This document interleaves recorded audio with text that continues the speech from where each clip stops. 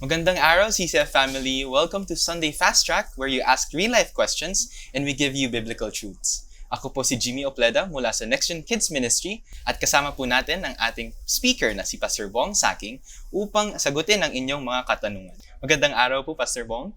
Happy New Year. Salamat sa inyong mensahe sa araw na ito. Kamusta po kayo? Mabuti naman. Praise God. So para sa una po nating tanong, usong-uso po ngayon ang power of positive thinking at manifesting o mas kilala rin sa kasabihan na name it and claim it. Paano ba natin malalaman kung ang Diyos nga ang sumasagot sa atin at hindi lamang dahil lagi natin nasa utak at sinasambit ang nais nating makamtan o mangyari? Ayan. Ako, napakagandang tanong yan. When it comes to manifestation, manifest presence ni Jesus, itong sabi niya sa John chapter 14 verse 21, He who has my commandments and keeps them, he it is who loves me. And he who loves me shall be loved by my Father, and I will love him and manifest myself to him. Kaya hindi ito yung parang paulit-ulit lang, name it, tapos tatanggap mo nga. Kasi kung lagi mong iniisip, talaga matatanggap mo minsan, mangyayari.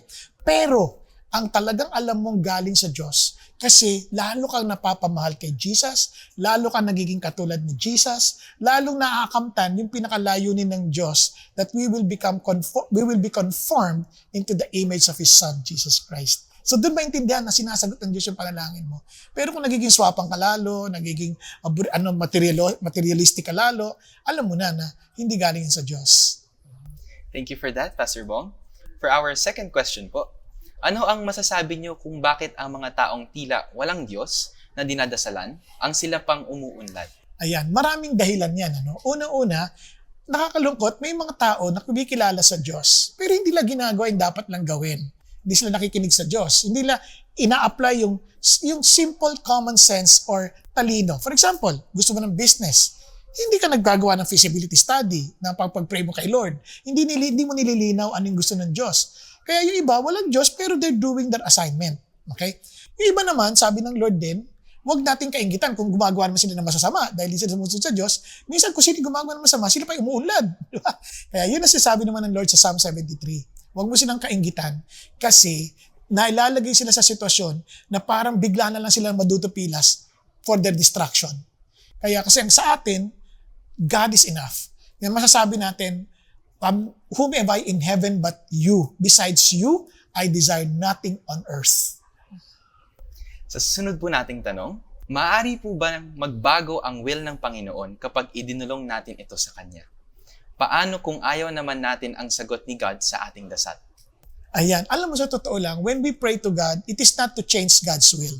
It is for our will to conform God's will. Ngayon, baka magtanong kayo, bakit sinasabi ng Lord, minsan, God changes His mind? Normally, lahat ng expression na yon has something to do with His mercy. No, every time na ginagamit yon, it has something to do with His mercy. Na sa halip na parusahan ka, ikaw ay pinatatawad ng Diyos. The reason why He was expressing it that way, na parang nagbago yung kanyang isip, kasi parang niyang kino-communicate sa atin yung kaya nating intindihin. Para doon sa pangalawang bahagi ng tanong na, paano kung ayaw mo yung sagot ng Diyos? Alam niyo, yun ang amazing part. Tutulungan ka ng Diyos as you pray to conform to His will at maintindihan mo that His will is always the best. Maaaring hindi mo gusto sa una, pero malalaman mo eventually, tama ang talaga si God. Ayan. Para po sa ating huling tanong, marahil marami sa atin ang nakakaranas na tuwing tayo ay nananalangin, lumilipad ang ating isipan o minsan ay inaantok. Paano ba natin ito maiiwasan? Ayan. Napakagandang tanong kasi napakatotoo niyan. No? Kaya mapapansin nyo, sisimula ka sa ano makatulong sa'yo magpuri sa Diyos to help you focus your mind. In my personal experience, minsan, nasimula hirap ako. So, ang ginagawa ko, papatugtog ako ng worship song at sasabayan ko yon. And the moment na na-focus ko na isip ko sa Panginoon Diyos, I would begin to express to God who He is and adore Him and talagang express to Him kung ano yung mga burden na ilalagay sa puso ko in my prayers. And kung hindi naman, susulat ko para nakafocus ako sa aking mga sinasabi. Yan. So, in other words, hindi mo kailangan, kung yung mga practical na paraan, pwede pa rin gawin.